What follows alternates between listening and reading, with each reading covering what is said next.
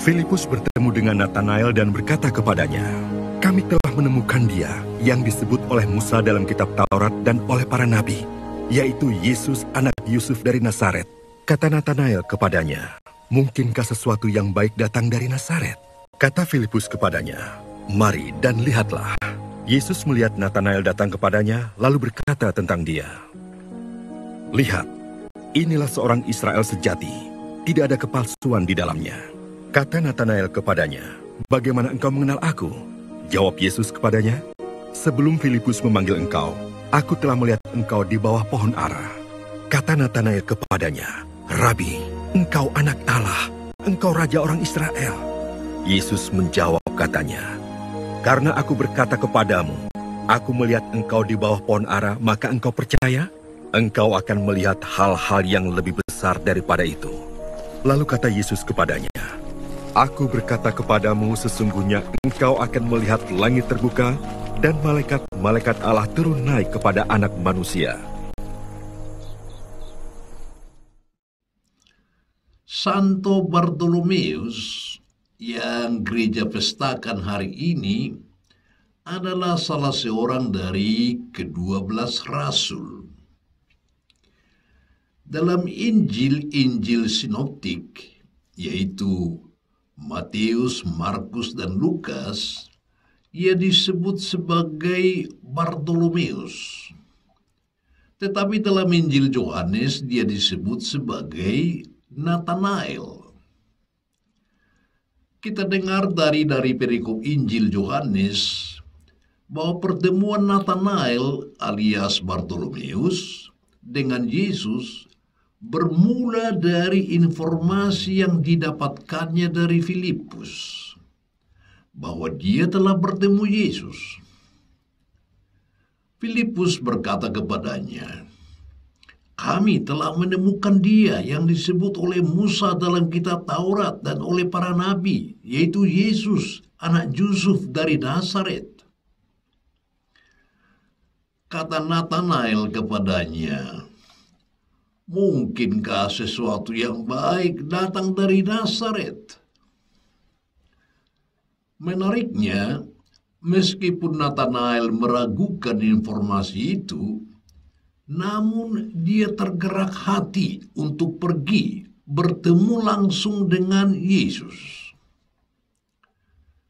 Tetapi setelah berjumpa dengan Yesus, maka Natanael alias Bartolomeus mengakui bahwa Yesus adalah anak Allah. Kata Natanael kepadanya, "Rabi, engkau anak Allah, engkau raja orang Israel." Pertemuan dirinya dengan Yesus itu ternyata sangat mengesankan. Karena Yesus mampu mengetahui hal-hal perihal dirinya dan bahkan meyakinkan dirinya bahwa dia akan melihat hal-hal yang lebih hebat lagi.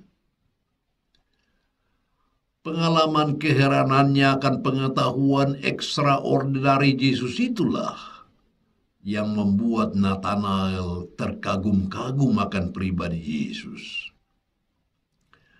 Sejak saat itu, Natanael alias Bartolomeus mengikuti Yesus hingga dia wafat di salib, dan dia menjadi salah seorang saksi kebangkitannya. Dari kisah hidupnya kita tahu bahwa dari pertemuan penuh arti dan makna tersebut, Santo Bartolomeus selalu rela dan ikhlas mendedikasikan seluruh hidupnya sebagai Rasul Kristus. Setelah kenaikan Yesus, Bartolomeus pergi sebagai misionaris ke India, di mana dia meninggalkan sebuah salinan Injil Matius. Tradisi lain mencatatnya sebagai misionaris ke Ethiopia, Mesopotamia, Partia, Lakonia di Asia Kecil. Dan akhirnya Bartolomeus mengorbankan nyawanya sebagai martir di tanah Armenia. Dan inilah alasan mengapa bangsa Armenia hingga sekarang menobatkan Santo Bartolomeus sebagai rasul bangsa Armenia, karena dialah orang pertama yang menobatkan mereka menjadi Kristen.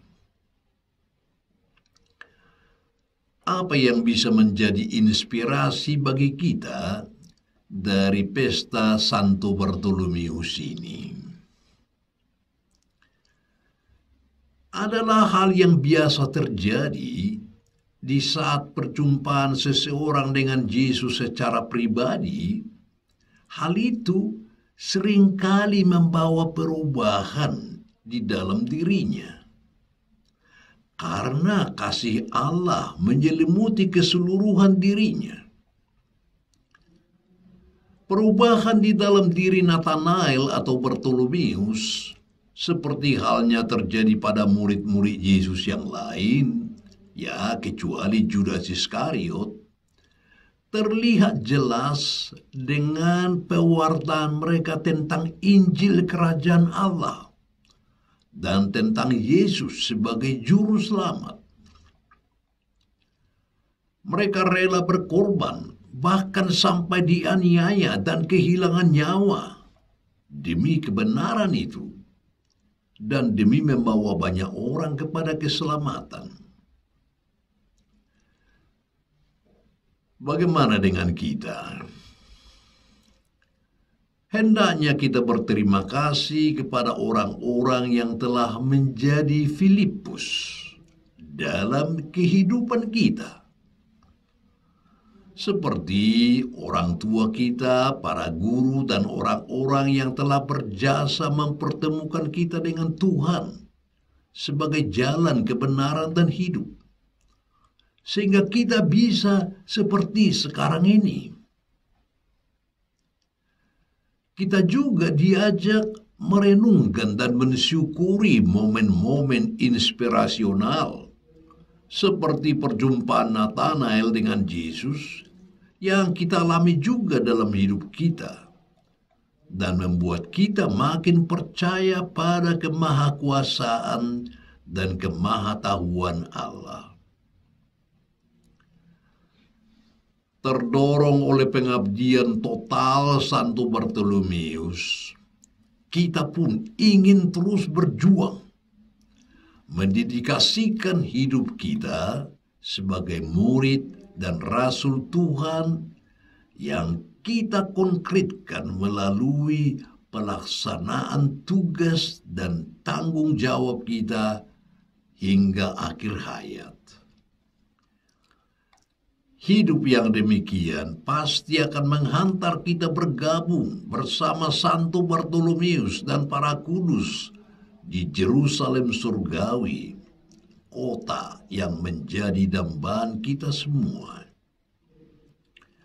Tuhan telah memanggil dan mengutus kita. Dia pasti merestui dan memberkati kiprah pengabdian kita sekalian.